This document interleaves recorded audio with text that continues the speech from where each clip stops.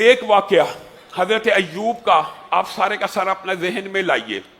بیوی بھی ہے، بچے بھی ہیں، مال بھی ہے، مویشی بھی ہیں، وسیع و عریض جائیدادوں کا ایک سسٹم ہے. اللہ رب العزت نے چھین لیا، بیماری میں مبتلا کیا، اور بیماری بھی ایسی ہے کہ عام انسان سوچے نبی اس کوڑ جیسے مرض میں مبتلا ہو گئے ایسی بیماری کے اندر.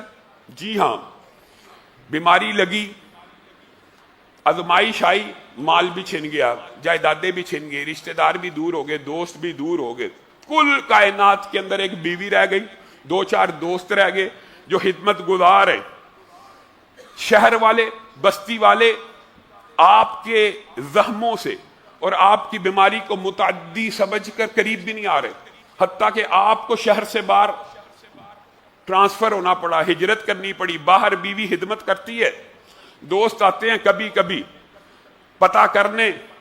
بیوی لوگوں کے گھروں میں کام کرنا شروع کر دیتی ہے اپنے خامند کی کفالت کرنے کے لیے. یہ نبی ہے، یہ وقت کا پیغمبر ہے، یہ وقت کا رسول ہے.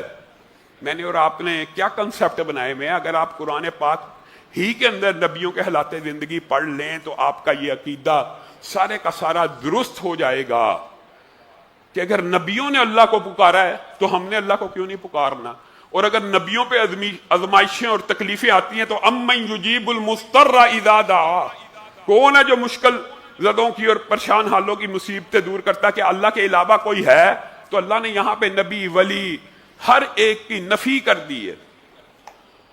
حضرت ایوب کا یہ واقعہ اگر آپ تفصیل سے پڑھیں آج گھر جا کے تو آپ کی آنکھوں سے آنسو بہنا شروع ہو جائے. بیوی کہنے لگی آپ پیغمبر ہیں، آپ رسول ہیں، اللہ سے دعا کیوں نہیں کرتے؟ حضرت ایوب، ظاہر ہے بیوی بچوں کی بات کا جو اثر ہوتا ہے وہ انسان کی استقامت میں کچھ نہ کچھ لرزش پیدا کرتا ہے. کہنے لگے اے اللہ کی بندی، 18 برس خوشحالی کے کاٹے ہیں. اللہ سے مانگتے ہوئے شرم آتی ہے. آج اگر اللہ نے تکلیف دے دی ہے تو اللہ سے آسانی مانگتے ہوئے شرم آتی ہے. اور آپ کو پتہ ہے جس وقت بعض روایات میں یہ بھی آتا ہے اور بعض اسرائیلیات وغیرہ بھی ہیں اس حوالے سے کہ جس وقت بیماری بڑھتی بڑھتی بڑھتی بڑھتی زبان کی طرف ٹرانسفر ہونے لگی تو وہاں پہ ایوب نے اللہ کو کہا تھا اللہ اس سے آگے نہیں، زبان کو آپ کے ذکر سے تر رکھنا چاہتا ہوں. اور بیماری صبر سے کاٹی، استقامت سے کاٹی. 17-18 سال خوشحالی ہے تو 16-17 سال بیوی کو صبر کا حکم دیا. بالآخر وہ جو 2 دوست تھے، 3 دوست رہ جاتے تھے، کبھی کبھی حال احوال پوچھنے وہ آئے اور آپس میں گفتگو کرنے لگے. آپ کی آنکھیں بند تھی. کہنے لگے ایوب سے ضرور کوئی بڑا گناہ ہو گیا ہے، ایوب سے ضرور کوئی بڑا گناہ ہو گیا ہے جس کی وجہ سے اللہ نے سزا دی ہے. ایوب کے دل کو چوٹ پہنچی. 16-17 برس کی بیماری کاٹ چکے ہیں لیکن دوستوں کے منہ سے یہ الفاظ ایوب برداشت نہ کر سکے اور کہنے لگے انی مسنی الضر وانت ارحم الراحمین. اے اللہ میں نے تیری خاطر مصیبتوں کو کاٹا ہے اور مجھے مصیبتیں آئی ہیں لیکن تو سب سے زیادہ رحم کرنے والا ہے. ایوب نے 16 سال بعد وَأَيُّوبَ إِذْ نَادَىٰ قرآن کھولیے، ایوب نے بھی 16-17 سال بیماری کاٹ کے کس کو پکارا؟ اللہ کو. انی مسنی الضر وانت ارحم الراحمین. آپ تو سب سے زیادہ رحم کرنے والے ہیں، اپنے بندے پہ اب رحم کر دیجئے. ایک آن میں، ایک لمحے میں چشمہ بھی پھوٹا. اللہ نے حکم بھی دیا غسل کرو، سونے کی ٹڈیوں کی بارشیں بھی ہوئی، حسن، جوانی، ہر چیز واپس لوٹ آئی. بیوی واپس آئی. ایک خوبرو نوجوان کو بیٹھا ہوا دیکھا، کہنے لگا یہاں پہ میرا خامن تھا، وہ کہاں چلا گیا؟ ایوب کہنے لگے میں ہی تیرا خامن ہوں. جس اللہ نے خوبصورتی کو واپس لیا تھا اس نے واپس لٹا دیا اور 2 چند کر کے لٹایا. مال بھی مل گیا، دولت بھی مل گئی. مجھے بتائیے نبی کس کے در کے محتاج ہیں؟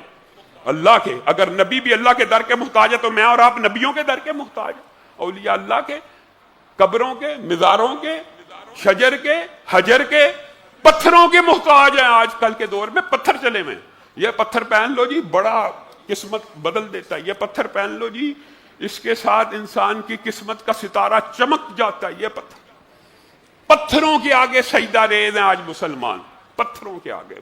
اور باتیں کرتے ہیں لوگوں کو ہندوؤں کو، یہ ہندو بت کی، آپ تو پتھر کی پوجا کرنا شروع ہو گئے ہیں، اور بت کے پیچھے بھی کسی نیک انسان کی داستان اور ہسٹری تھی، اور اس بت کو بھی مجرد مٹی کو پوجا نہیں تھا جاتا، اس کے پیچھے رام کی داستان ہے، مختلف سٹوریز ہیں جو نیک لوگوں کی ہیں۔ یہاں پہ آپ براہ راست فیروزہ پہن لو، یقوت پہن لو، آپ کی جی قسمت کے ساتھ بیٹھے ہوئے یہاں پہ جادوگر، بے ایمان کاہن، آپ کی میں نے پرسنالٹی کا جائزہ لیا، آپ کو یقوت اچھا لگے گا اور یقوت آپ کی قسمت ہے، آپ کو فیروزہ بڑا سوٹ کرے گا، آپ کو جی یہ پتھر سوٹ کرے گا، زرکون بڑا اچھا رہے گا۔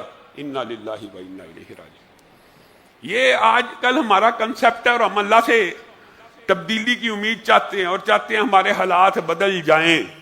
تو یہ جو دعا ہے انی مسنی الضر وانت ارحم الراحمین، یہ آپ قرآنی الفاظ میں ایسے بھی پڑھ سکتے ہیں، اور اگر آپ نے دعا کی نیت سے پڑھنا ہو ربی انی مسنی الضر وانت ارحم الراحمین، یہ بھی آپ پڑھ سکتے ہیں۔ جب بھی کوئی بندہ کسی موذی بیماری کا شکار ہو، ایسی بیماری جو پرولونگ کرے، جو لمبی ہو، جس کا علاج بالعموم آپ کو نظر نہ آئے، صرف ایک اس دعا پڑھنے سے وہ بیماری اللہ رب العزت جڑ سے ختم کرتے ہیں، اور نہ صرف بیماری ختم کرتے ہیں بلکہ اس کے متبادل بہترین صحت بھی عطا کرتے ہیں۔